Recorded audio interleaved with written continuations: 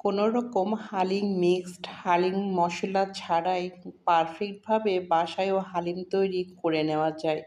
এইভাবে তোমরা একবার হলেও ট্রাই করে দেখতে পারো। সব কিছু ঘরোয়া উপকরণ দিয়ে এত সুন্দর হালিম তৈরি করা যায়। আসসালামু আলাইকুম বন্ধুরা, কেমন আছো? আলহামদুলিল্লাহ আমি ভালো আছি। তোমরাও হয়তো আল্লাহ পাকের অশেষ রহমতে ভালো আছো। আমি আজকে তৈরি করেছি হালিম রেসিপি। আমার এই হালিম রেসিপিটা তোমাদের কাছে যদি ভালো লেগে থাকে অবশ্যই কমেন্টের মাধ্যমে জানাবে। এই হালিম রেসিপিটা আমি কিভাবে তৈরি করলাম দেখতে থাকো। খুবই অল্প সময়ের মধ্যে এই হালিমটা তোমরাও তৈরি করে নিতে পারবে। এখানে হালিমের জন্য আমি নিয়েছি মটরের ডাউল, খেসারির ডাউল, মসুরের ডাউল, মুগ ডাউল, মাসকলাইর ডাউল। এখানে আমি নিয়েছি ভাঙা গম, আর এখানে আমি নিয়েছি রেগুলার ভাত খাওয়ার চাউল। এগুলো দিয়ে আমি আজকে হালিম তৈরি করব। এরপরে সবগুলো উপকরণ একত্রে করে আমি পরিষ্কার পানি দিয়ে ৬-৭ বার পরিষ্কার করে নিব। এরপরে আমি ৪ ঘন্টার জন্য ডাউলগুলো ভিজিয়ে রাখবো, যেন ডাউলটা সুন্দরভাবে সিদ্ধ হয়। এই জন্য আমি ৪ ঘন্টার জন্য পর্যাপ্ত পরিমাণে পানি দিয়ে ভিজিয়ে রাখবো এখানে ডাউলটা।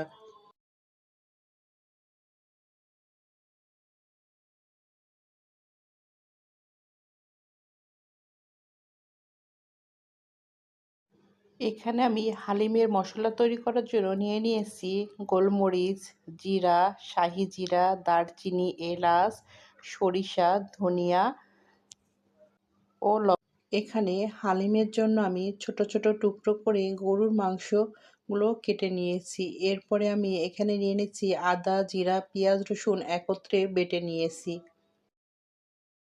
হালিমের জন্য যে ডাউলটা আমি ভিজিয়ে রেখেছিলাম আমি প্রেসার কুকারে সিদ্ধ করে নিয়েছি। দেখো কত সুন্দর ডাউলটা সফটভাবে সিদ্ধ হয়ে গেছে। এখানে আমি ফ্রাই প্যানটা বসিয়ে দিয়েছি। ফ্রাই প্যানটা বসিয়ে দেওয়ার পরে আমি এখানে পরিমাণ মতো তেল দিয়ে নিচ্ছি। তেলটা গরম হয়ে আসলে এখানে আমি আদা, জিরা, রসুন, পেঁয়াজ একত্রে বেটে রেখেছি সেই বাটা মশলাটা আমি এখানে ব্যবহার করব। বাটা মশলা দিয়ে তেলের সঙ্গে কিছুক্ষণ কষিয়ে নেব। এরপরে আমি এখানে ১ চা চামচ লাল মরিচের গুঁড়া, ১ চা চামচ হলুদের গুঁড়া ব্যবহার করব। এগুলো দিয়ে আমি আরও কিছুক্ষণ কষিয়ে নিব। ১ চা চামচ লবণ দিয়ে পরিমাণ মতো কষিয়ে নেব। এরপরে আমি এখানে হালিমের জন্য যে মাংসগুলো কেটে রেখেছিলাম সেই মাংসগুলো দিয়ে নিচ্ছি। মাংসটা দিয়ে আমি কষিয়ে নেব। হালিম রেসিপির জন্য আমি মাংসটা সুন্দর করে কষিয়ে নিই। মাংসটা এখানে কষানো কমপ্লিট। আমি এখানে গরুর মাংস ব্যবহার করেছি। তোমরা চাইলে এখানে খাসির মাংস ব্যবহার করতে পারো হালিমের জন্য। আমার এই রেসিপির এতক্ষণ পর্যায়ে যারা চলে এসেছো একটি লাইক দিতে ভুলে গিয়েছো, অবশ্যই একটি লাইক দিয়ে আমার ভিডিওর সঙ্গেই থাকবে। এই হালিম রেসিপির ভিডিওটি তোমাদের কাছে অবশ্যই ভালো লাগবে। এখানে আমার ঘরোয়া উপকরণ দিয়ে হালিম রেসিপিটা কমপ্লিট। এরপরে আমি এখানে যেই ঘরোয়াভাবে মশলাটা তৈরি করে রেখেছিলাম সেটা ২ চামচ দিয়ে নিব। দিয়ে পরিবেশন পাত্রে তুলে নিব হালিম রেসিপিটা।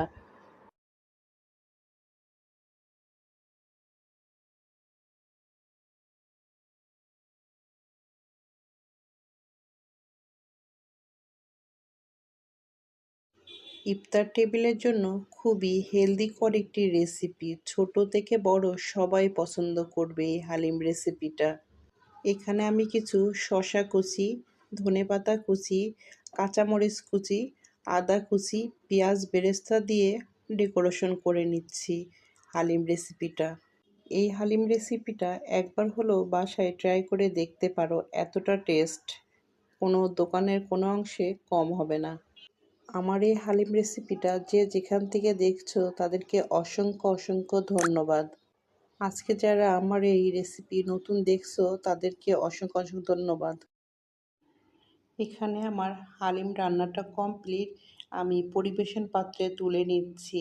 আমার এই রেসিপিটা কেমন লাগলো তোমাদের কাছে অবশ্যই কমেন্টের মাধ্যমে জানাবে। আমার এই রেসিপির সঙ্গে এতক্ষণ পর্যন্ত যারা আছো তাদেরকে অসংখ্য অসংখ্য ধন্যবাদ। অনেক ভালোবাসা রইল তোমাদের জন্য। আল্লাহ হাফেজ। আসসালামু আলাইকুম।